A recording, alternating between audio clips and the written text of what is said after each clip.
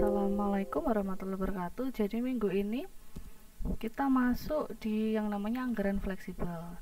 Nah, pada bab sebelumnya kita itu telah mempelajari yang namanya anggaran tetap. Anggaran tetap itu disusun yang dasarnya adalah asumsi mengenai kondisi dan hasil tertentu. Nah, asumsi dasar yang mendasarinya biasanya bahwa target penjualan yang telah ditetapkan itu akan dapat dicapai oleh perusahaan. Berdasarkan target penjualan tersebut, maka kita bisa menyusun yang namanya anggaran produksi yang disusul dengan seluruh anggaran biaya lainnya, termasuk anggaran biaya overhead, anggaran biaya pemasaran, dan lain-lainnya. Kemampuan perusahaan itu untuk merealisasikan volume penjualan yang telah ditargetkan itu akan berpengaruh secara langsung terhadap kemampuan perusahaan dalam merealisasikan seluruh anggaran operasional yang telah disusun. Nah, namun apabila kegiatan perusahaan dapat diperkirakan dengan cukup akurat, maka anggaran tetap itu sudah cukup memuaskan. Akan tetapi, karena situasi yang dihadapi perusahaan itu sangat sulit diprediksi dengan tepat, maka anggaran tetap itu memiliki berbagai keterbatasan sebagai alat pengendalian manajemen. Nah, karena itu perusahaan itu memerlukan suatu standar atau tolok ukur yang lebih fleksibel di dalam menghadapi perubahan yang terjadi. Standar fleksibel tersebut diperlukan agar perusahaan memiliki suatu tolok ukur yang dapat disesuaikan dengan setiap perubahan asumsi yang digunakan oleh perusahaan. Makanya perlu kita mempelajari juga yang namanya anggaran fleksibel, gitu ya. Oke. Jadi kalau anggaran fleksibel itu adalah anggaran yang disusun dengan kemampuan untuk memberikan penyesuaian tolok ukur yang baik atas setiap perubahan tingkat aktivitas aktual yang dialami perusahaan. Oke, setiap formula dalam anggaran fleksibel itu harus menunjukkan tarif biaya tetap dan tarif biaya variabel di setiap elemen biayanya. Oke, nah anggaran fleksibel itu dasarnya adalah terhadap perilaku biaya. Jadi yang telah kita bahas di bab sebelumnya bahwa seluruh biaya itu memiliki dibagi ke dalam dua kelompok besar, yaitu ada yang namanya biaya variabel dan ada yang namanya biaya tetap. Nah, kalau biaya variabel itu biaya yang akan selalu mengalami fluktuasi. Gitu. Contohnya misalnya biaya bahan baku, kemudian ada biaya tenaga kerja langsung, ada biaya overhead pabrik, ada biaya pemasaran. Itu akan selalu mengalami fluktuasi sejalan dengan perubahan tingkat dari aktivitas perusahaan. Sedangkan biaya tetap, itu biayanya relatif tidak akan berubah walaupun terjadi perubahan tingkat aktivitas. Contohnya misalnya biaya tetap itu tidak akan berubah, misalnya ada biaya overhead dan lain-lain. Oke, selanjutnya ini adalah grafik dari yang namanya perilaku biaya.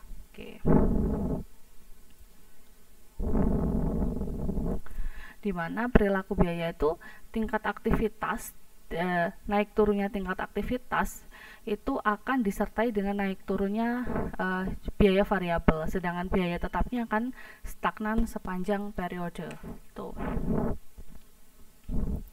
Oke, kemudian kita sekarang ke anggaran produksi fleksibel. Kenapa yang kita bahas pertama adalah anggaran produksi? Karena memang dasar dari penyusunan keseluruhan anggaran atau keseluruhan biaya-biaya yang perlu dianggarkan itu yang pertama penjualan dan yang kedua adalah produksi. Jadi produksi ini sebenarnya adalah main core-nya dari kita menyusun yang namanya anggaran. Oke. Jadi anggaran produksi bulanan tetap itu disusun dengan asumsi penjualan pada setiap bulannya dapat terjadi dengan volume penjualan yang dianggarkan. Nah, sehingga jumlah barang yang diproduksi pada bulan berikutnya akan tetap dapat dilaksanakan sesuai dengan rencana produksi yang telah disusun. Gitu. Oke.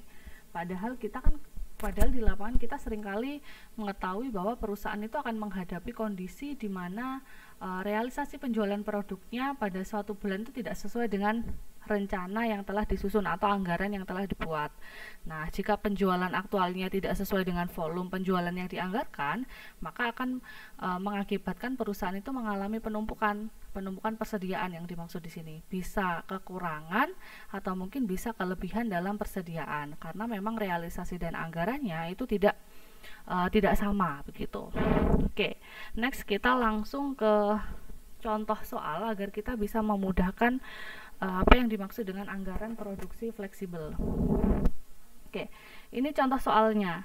Jadi contoh soal di sini ada PT Mitra Prima. Nah, PT Mitra Prima ini adalah produsen rak TV yang kapasitas produksinya adalah sebesar 12.000 unit per tahun. Nah, untuk tahun 2009 perusahaan merencanakan menjual 10.200 unit produk. Kemudian jumlah persediaan barangnya itu ditetapkan pada awal Januari 2009 sebanyak 300 unit. Sedangkan jumlah persediaan barang pada akhir setiap bulannya direncanakan 100 unit. Dari total volume penjualan yang dianggarkan sebesar 10.200 unit dalam setahun tersebut direncanakan akan dijual dalam 12 bulan. Berarti dari contoh soalnya kasus PT Mitra Prima, kita tahu bahwa perusahaan ini menggunakan yang namanya persediaan stabil. Kenapa? Karena anggaran dari persediaannya sudah ditetapkan, di mana pada awal Januari 2009 itu diperkirakan 300, kemudian di akhir setiap bulan itu sebesar 100 unit produk. Berarti menggunakan metode persediaan stabil, begitu ya. Oke, sekarang kita next ke rinciannya sebagai berikut. Ini adalah rincian dari volume penjualan PT Mitra Prima mulai dari bulan Januari sampai bulan Desember, yang mana ketika ditotal jumlah dari keseluruhan bulan selama 1 tahun ini adalah 10.200 unit. Begitu, yang mana masing-masing bulannya memiliki perbedaan jumlah unit yang dijual. Gitu. Oke. Nah, maka dari itu kita harus menghitung yang namanya volume produksi. Ingat bahwa volume produksi tahun 2009 rumusnya adalah volume penjualan pada tahun 2009, kemudian ditambah dengan persediaan akhir, kemudian dikurangi dengan persediaan awal. Kita tahu bahwa persediaan yang digunakan PT Mitra Prima itu adalah persediaan metode stabil. Jadi volume penjualannya tadi kita ketahui bahwa 10.200, kemudian persediaan akhirnya 100, kita tambah menjadi 10.300 dan volume persediaan awalnya adalah 300, sehingga volume produksi PT Mitra Prima pada tahun 2009 itu adalah 10.000. Nah, sehingga produk yang harus diproduksi sebanyak 10.000 unit. Begitu. Asalnya dari mana? Asalnya dari rumus ini, karena ada tadi persediaan awal dan persediaan akhir. Oke.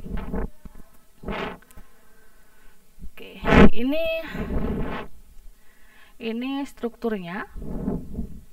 Nah, karena perusahaan itu menggunakan metode persediaan stabil dengan jumlah persediaan setiap akhir bulan sebanyak 100 unit, maka atas rencana produksi tersebut, maka anggaran produksi bulanan disusunnya sebagai berikut. Oke.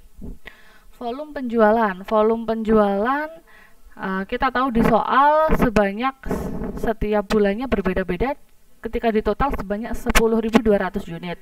Itu untuk volume penjualannya. Kemudian persediaan akhirnya, karena memang sudah ditetapkan persediaan akhirnya stabil, yaitu sebesar 100. Kemudian barang yang persediaan yang siap dijual itu berarti volume penjualan ditambah dengan persediaan akhir, jumlahnya adalah 1.000. Nah, sama sampai bulan Desember caranya sama. Jadi persediaan yang siap dijual rumusnya adalah volume penjualan ditambah dengan persediaan akhirnya. Oke, kemudian persediaan awal itu tadi sudah diketahui bahwa 300. Nah, sehingga volume produksinya adalah persediaan yang siap dijual dikurangi dengan persediaan awal. Maka volume produksinya pada bulan Januari adalah sebesar 700 begitu. Oke, kemudian persediaan akhir pada bulan Januari akan menjadi persediaan awal pada bulan Februari. Jadi kan persediaan akhirnya pada bulan Januari 100, berarti persediaan ini akan menjadi persediaan awalnya pada bulan Februari, sehingga besarnya sama karena tadi persediaannya adalah stabil. Oke, saya ulangi lagi, berarti Untuk mencari persediaan yang siap dijual, maka volume penjualan ditambah dengan persediaan akhir. 900 ditambah dengan 100, maka persediaan yang siap dijual adalah 1000.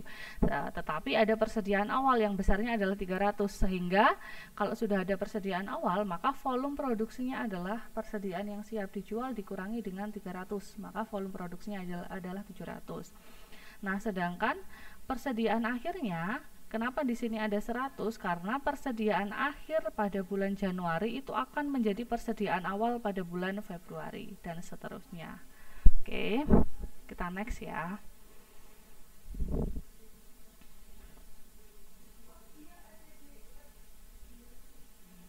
Oke, kemudian contoh soal berikut ini bisa kita gunakan untuk contoh soal yang sebelumnya mungkin dapat memperjelas pemahaman terkait dengan perlunya anggaran produksi bulanan fleksibel bagi perusahaan.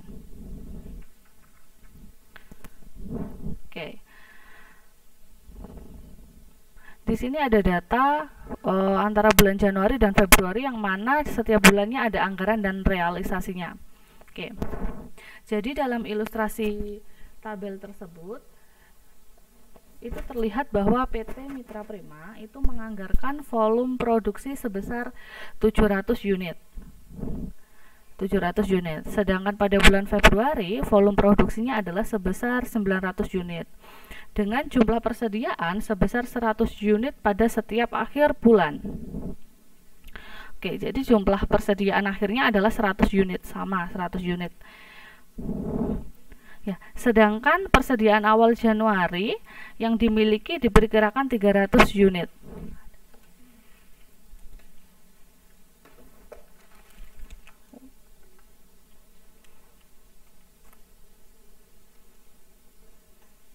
Oke, jadi persediaan yang ditetapkan pada akhir bulan itu adalah sebesar 100, sama antara Januari dan Februari. Terus kemudian di persediaan awal Januari itu yang dimiliki diperkirakan sebesar 300 unit. Ini ya, 300 unit. Nah, anggaran tersebut itu disusun dengan asumsi jumlah produk yang dijual pada bulan Januari dan Februari masing-masing adalah 900 unit. Jadi anggaran produk yang dijual antara Februari dan Januari adalah 900 dan 900 unit.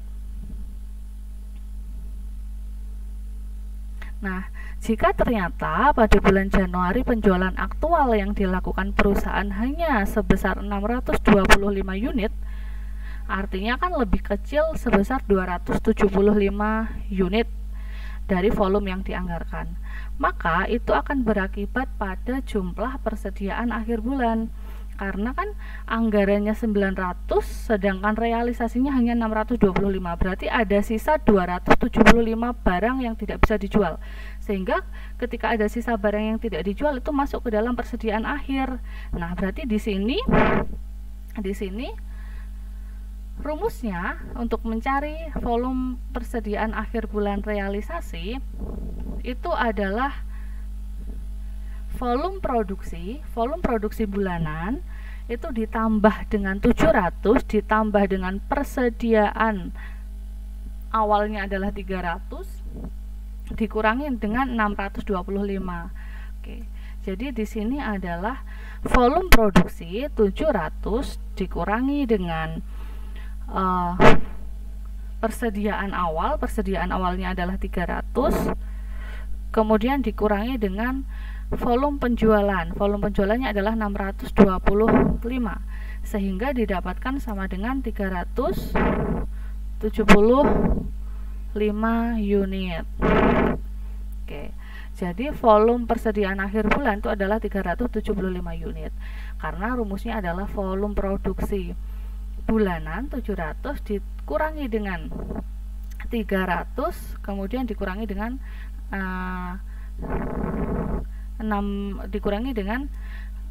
ditambah dengan 300 dikurangi dengan 625 sehingga didapatkan adalah 375 unit. Oke. Ini adalah volume persediaan akhir bulan. Ingat bahwa ini 375 unit ini volume persediaan di akhir bulan itu akan menjadi volume persediaan pada awal bulan. Artinya volume persediaan akhir bulan Januari itu akan menjadi volume persediaan pada awal bulan Februari. Oke. Begitupun dengan volume persediaan akhir pada bulan Februari. Berarti kita sekarang bisa mencari, rumusnya adalah volume produksi bulanan. Berarti 900 ini, berarti 900 ini 900 ditambah 900 ditambah dengan 375, karena kan tadi ini adalah persediaan awal. 375 dikurangi dengan 725 sama dengan 550 unit. Oke. Jadi untuk mencari persediaan akhir bulan itu 900 adalah volume produksi bulanannya ditambah dengan 375. 375 itu apa? Volume persediaan awal. Jadi volume persediaan awal bulannya ditambah dengan volume produksi bulanannya, kita kurangi dengan realisasi volume penjualan, maka kita dapatkan persediaan akhir sebesar 550 unit gitu.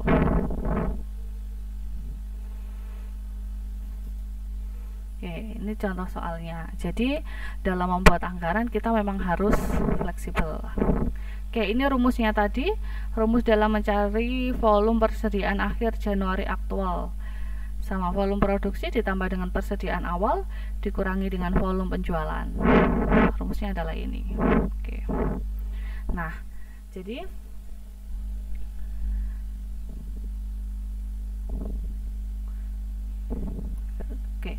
Jadi sebenarnya yang kita pelajari adalah jika penjualan aktual atau penjualan realisasi yang dilakukan perusahaan itu lebih kecil dari volume yang dianggarkan, hal itu akan mengakibatkan bahwa jumlah persediaan pada akhir bulan itu akan lebih tinggi dari volume persediaan yang dianggarkan.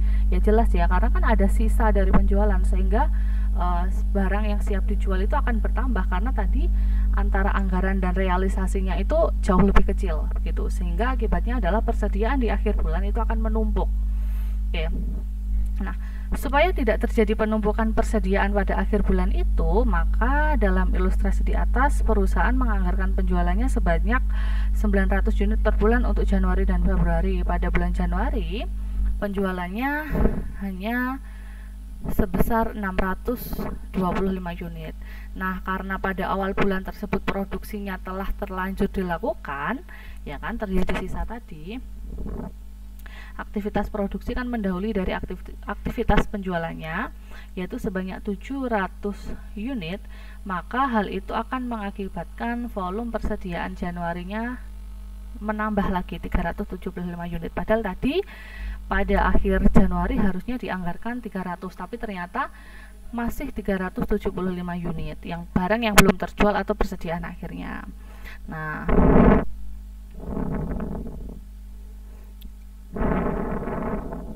begitu ya. Jadi kalau volume penjualan realisasi yang dilakukan itu lebih kecil, maka otomatis nanti di akhir itu imbasnya ke persediaan barang akhir itu akan membludak jumlahnya.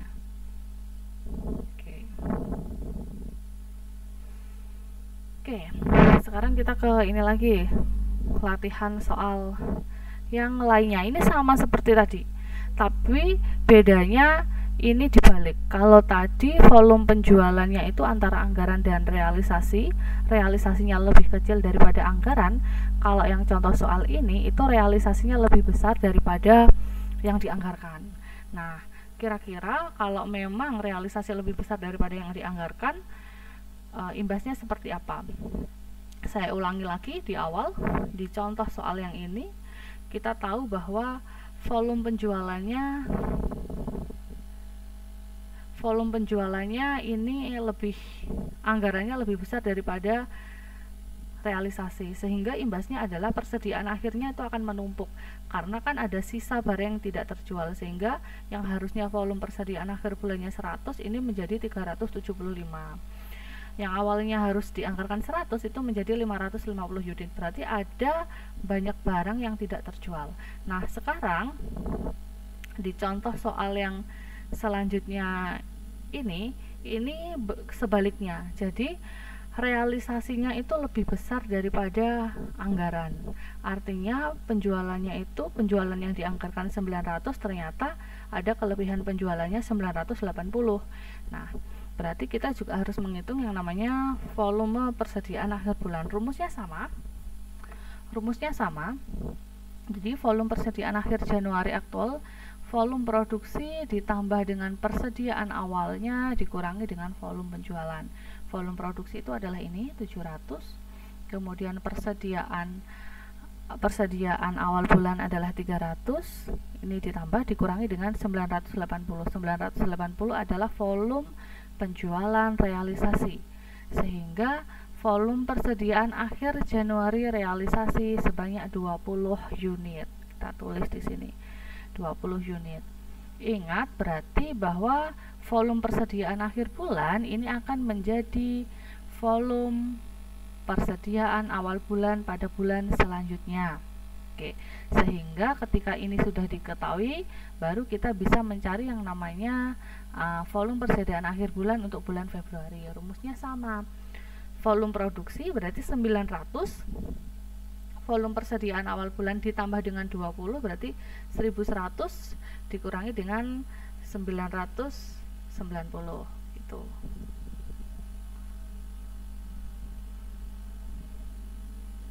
Oke, berarti didapatkan nilainya adalah, kalau kita ingin mencari volume persediaan akhir bulan berarti 900 ini didapatkan dari volume produksi bulanan, kita tambahkan dengan 20 adalah volume persediaan awal bulan, 20 didapatkan dari volume persediaan akhir bulannya Januari, itu akan menjadi volume persediaan awal bulannya pada bulan Februari. Ini 20 kemudian dikurangi dengan 990 adalah volume penjualan realisasi pada bulan Februari. Berarti sama dengan 920 dikurangi 910 berarti minus 70 unit. Oke, jadi sebaliknya, jelas ya, sebaliknya kalau volume penjualan itu melebihi anggaran, volume penjualan realisasi itu melebihi anggaran dari volume penjualan, maka otomatis akan berimbas kepada persediaan. Imbasnya apa?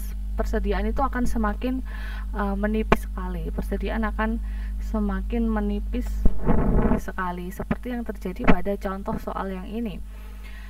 Dari yang awalnya anggarannya 900, kemudian ternyata realisasinya 990. Oh, ternyata persediaannya tidak cukup, sehingga ini adalah minus 70 unit. Nah, dari sini kita bisa belajar bahwa pentingnya anggaran fleksibel dibandingkan dengan anggaran tetap, yang mana anggaran fleksibel kita harus menyesuaikannya setiap bulan, karena memang kita ketahui bahwa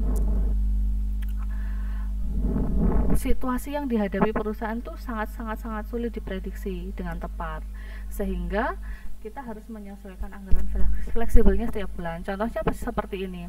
Jika bulan Januari saja misalnya, ketika bulan Januari saja anggarannya adalah 900, ternyata realisasinya adalah 980, sedangkan volumenya atau persediaan akhirnya tinggal 100 dan yang dianggarkan 100 dan ternyata tinggal 20, maka perusahaan tidak bisa diam dong. Perusahaan harus mulai melakukan pembenahan pada bulan Februari karena persediaannya tinggal 20 begitu. Nah, jadi kalau anggaran fleksibel kita juga harus melihat dari sebelum-sebelumnya, pada bulan sebelumnya, dan harus melakukan pembenahan begitu.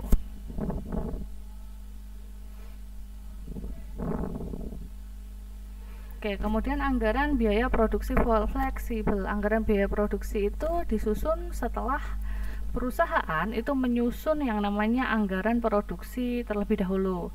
Nah, sedangkan anggaran produksi itu disusun setelah perusahaan menyusun yang namanya anggaran penjualan.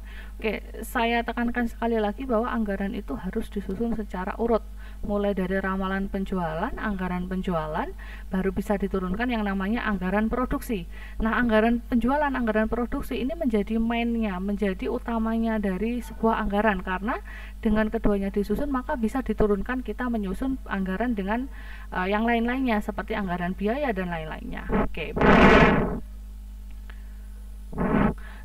Jadi jika kemampuan perusahaan itu merealisasikan target penjualannya berbeda dengan jumlah yang telah disusun di dalam anggaran penjualan, maka anggaran biaya produksi yang telah disusun tidak lagi relevan untuk digunakan sebagai alat pengendali biaya bagi perusahaan.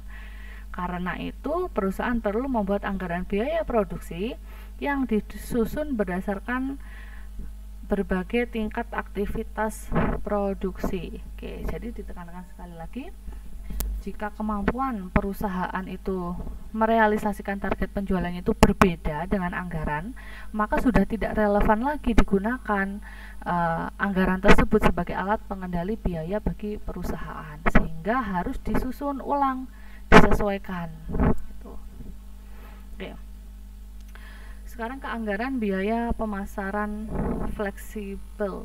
Nah, besarnya biaya pemasaran yang dikeluarkan perusahaan itu sangat dipengaruhi oleh besarnya realisasi dari volume produk yang akan dijual perusahaan. Nah, semakin besar volume produk yang dijual perusahaan, maka semakin besar pula biaya pemasaran aktual yang harus dikeluarkan. Oke, sebaliknya, semakin kecil volume produk yang dapat dijual perusahaan, maka semakin kecil pula biaya pemasaran yang dikeluarkan oleh perusahaan. Nah, naik turunnya biaya pemasaran ini dipengaruhi oleh biaya pemasaran variabel yang dimiliki oleh perusahaan. Oke, jadi dari berbagai macam biaya pemasaran yang mungkin dikeluarkan oleh suatu perusahaan, itu kita harus dapat memilah antara biaya yang sifatnya adalah tetap dan biaya yang sifatnya adalah variabel, yang mana biaya pemasaran ini terdiri dari berbagai biaya beserta sifat dan perilakunya. Contohnya adalah ini. Saya besarkan. Oke,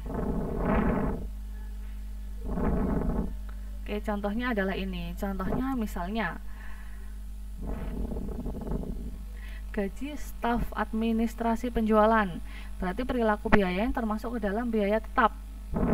Gaji wiraniaga tetap, komisi wiraniaga variabel. Faktor yang mempengaruhinya apa? Volume penjualan. Variabel artinya tadi berfluktuasi, bisa berubah-ubah gitu ya. Kemudian gaji manajer tetap, kemudian komisi dan lain-lain, ini adalah sifatnya adalah variabel. Faktor yang mempengaruhi misalnya komisi manajer pemasaran itu adalah volume dari penjualan. Kemudian biaya iklan masuk ke dalam kategori variabel. Faktor yang mempengaruhinya adalah frekuensi pemasangan iklan. Kalau biaya pelatihan wiraniaga itu faktor yang mempengaruhi adalah frekuensi pelatihan, begitu ya. Oke, kemudian biaya telepon dan biaya listrik ini bisa menjadi biaya tetap atau biaya variabel, tergantung sifatnya adalah penganggaran atau mungkin basisnya adalah kas gitu. Kemudian ada biaya depresiasi dan lain-lain, ini sifatnya adalah tetap. Biaya korespondensi, biaya angkut dan lain-lain sifatnya variabel, yang mana faktor yang mempengaruhinya adalah berikut ini. Bisa dibaca sendiri. Tuh. Oke, next. Nah, jadi dari daftar di atas itu kita bisa melihat bahwa biaya pemasaran itu terdiri dari dua kelompok biaya, tetap dan variabel. Nah, kedua biaya tersebut dipengaruhi faktor yang berbeda. Bahkan sesama biaya pemasaran variabel pun itu juga bisa dipengaruhi oleh faktor yang berbeda. Oke, tidak semua biaya pemasaran itu dipengaruhi oleh volume penjualan, tetapi bisa berkaitan dengan penyusunan anggaran biaya fleksibel. Oke. Contohnya adalah biaya pemasaran yang tidak dipengaruhi secara langsung oleh volume penjualan produk, itu lebih baik dikelompokkan ke dalam kelompok biaya tetap. Hal itu dilakukan untuk menentukan tarif biaya pemasaran variabel per unit produknya. Oke. Yang terakhir adalah biaya administrasi dan umum.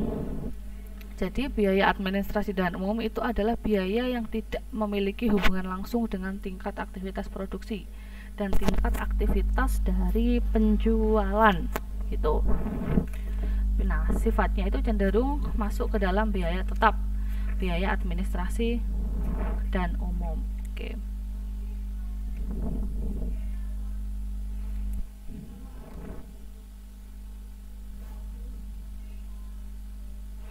Oke. Karena tadi biaya administrasi dan umum itu cenderung sifatnya tetap, berarti anggaran dari biaya administrasi dan umum itu relatif tidak berubah walaupun terjadi perubahan volume penjualan atau perubahan volume produksi. Karena itu, dalam proses penyusunan anggaran fleksibel, anggaran biaya dari administrasi dan umum ini akan dianggarkan dalam jumlah yang tetap walaupun dibuat simulasi volume penjualan atau volume produksi yang berbeda-beda. Oke, cukup sekian untuk anggaran fleksibel. Assalamualaikum warahmatullahi wabarakatuh.